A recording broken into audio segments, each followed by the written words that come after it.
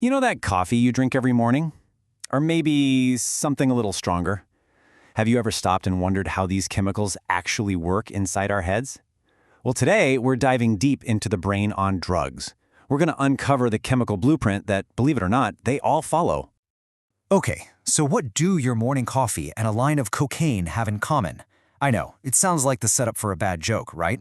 But the answer, well, it's the key to understanding literally every single drug out there.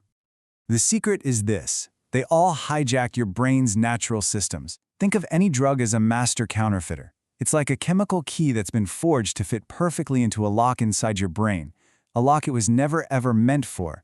It takes over the pathways we already have for things like mood, energy, and perception. And here's the kicker we're going to come back to again and again. They all work by borrowing feelings from your future to pay for the high you're feeling right now.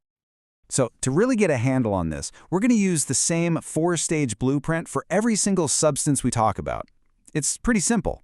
First, you've got the onset, that initial kick. Then, the peak, the most intense part of the ride. After that, the come down, the return to reality. And finally, the cost, the real long-term price the brain ends up paying. All right, let's kick things off with the accelerators. We're talking about stimulants. These are the drugs that basically scream, go, faster, more at your brain and your entire nervous system. Let's start with the world's favorite drug, caffeine. Now here's the big secret. Caffeine doesn't actually give you energy. Nope, it's a trickster. See, your brain has this molecule called adenosine that builds up all day, and it's what tells you you're getting tired. Caffeine just comes in and blocks it. It basically puts its hands over the ears of your tired brain cells. So for 20-30 minutes, you feel great, focused, awake. But behind the curtain, that adenosine is still building up like water behind a dam. And when the caffeine wears off, whoosh, it all comes flooding back at once. And that is the crash. And then there's nicotine. Talk about fast. This stuff is one of the quickest stimulants there is. Within seconds, literally seconds, of inhaling, you get this surge of dopamine, the brain's good job chemical. But here's the insidious part, the trap. The relief you feel, it's mostly just relief from the withdrawal you're feeling from the last cigarette. It's this perfect, vicious cycle where the drug itself is the only cure for the problem that the drug created. Wild, right? Cocaine. Well, it takes that dopamine idea and cranks it up to 11. It doesn't just trigger more dopamine, it blocks the cleanup crew. It prevents your brain from reabsorbing it, so it just floods your system. The result? This immediate, powerful rush of pure euphoria and godlike confidence. You feel untouchable. But the brain burns through its entire supply of feel-good chemicals so fast. The peak is incredibly short, and the come down, it's not a gentle slope, it's a cliff. A brutal slam back down to reality, leaving you with this desperate, clawing craving just to feel okay again. So let's do a little showdown here. Cocaine versus meth. The best way to think about it is like a sprint versus a marathon of destruction. Cocaine is that 15-minute rush, a really short, powerful blast that just burns itself out. Meth, on the other hand, that's the 12-hour burn. It doesn't just block dopamine, it forces your brain cells to dump all their dopamine and adrenaline at once. It's an explosive, long-lasting high. But here's the terrifying part. That energy isn't created out of thin air. It's being stolen, literally ripped from your future self, leaving behind a crater-sized deficit. Okay, so we've talked about the gas pedal, now let's hit the brakes. We're moving on to depressants, sedatives, and opioids. These guys do the exact opposite of stimulants. They slow the whole system down, quieting the chatter between your neurons. And this quote about alcohol just nails it. Alcohol slows your brain while convincing you you're still in control. This is the great deception of being drunk, isn't it? It works by hitting the off switch on the parts of your brain that handle judgment and inhibition first. So the wild thing is, as your actual coordination gets worse and worse, your confidence goes up. You think you're nailing it. You feel relaxed, social, all while alcohol is systematically pulling the plugs on your body's control centers one by one. Next up are benzodiazepines. You probably know them as benzos. They're often prescribed for anxiety. And here's how they work. They basically crank up the volume on GABA, which is your brain's main chill-out chemical. It's the natural brake pedal. And at first, that feels like a huge relief.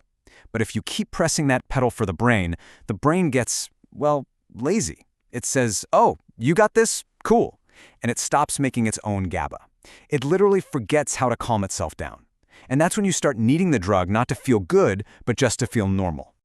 And then we have opioids. These are the heavy hitters of the depressant world. We're talking morphine, heroin, fentanyl. They lock onto the brain's pain receptors with incredible force, not just blocking pain, but also unleashing this massive wave of euphoria. People don't describe it as a high in the stimulant sense.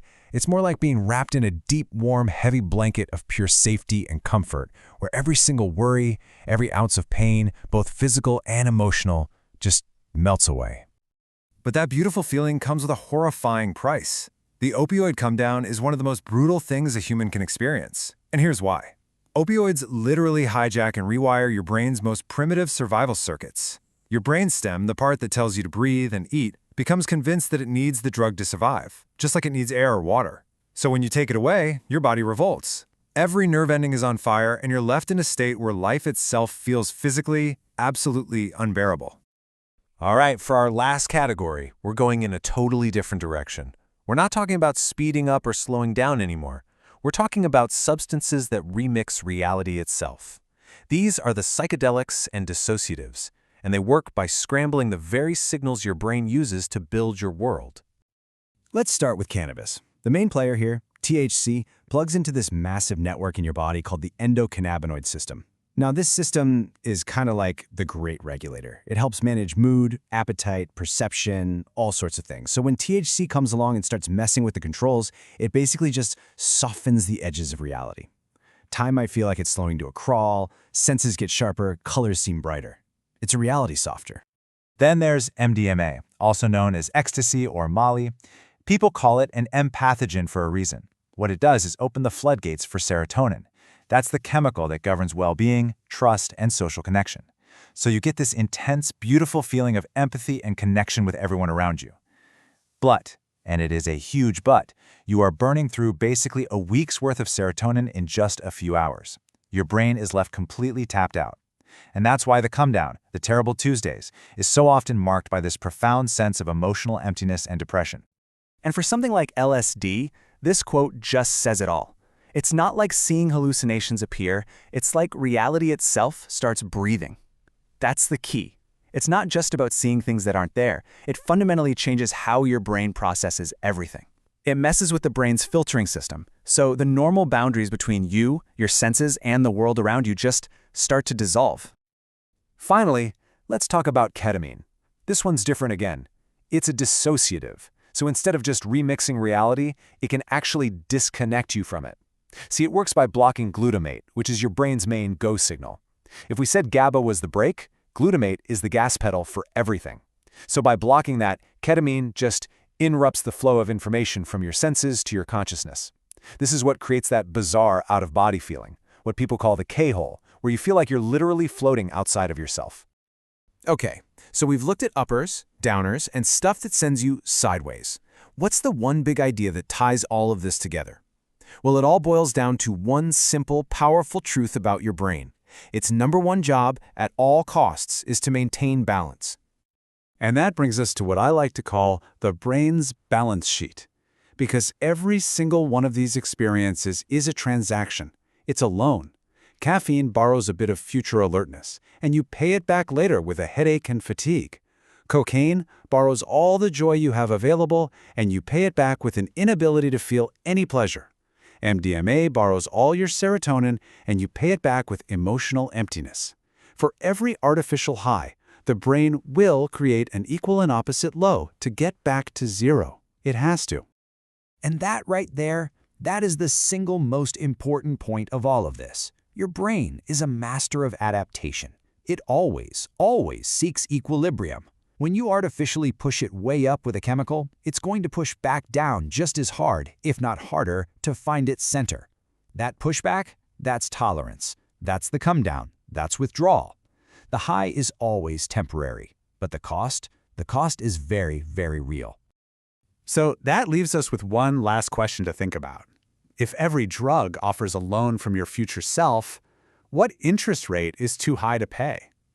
This isn't really a moral question, it's a question of pure chemistry. Because one way or another, the brain always collects its debt.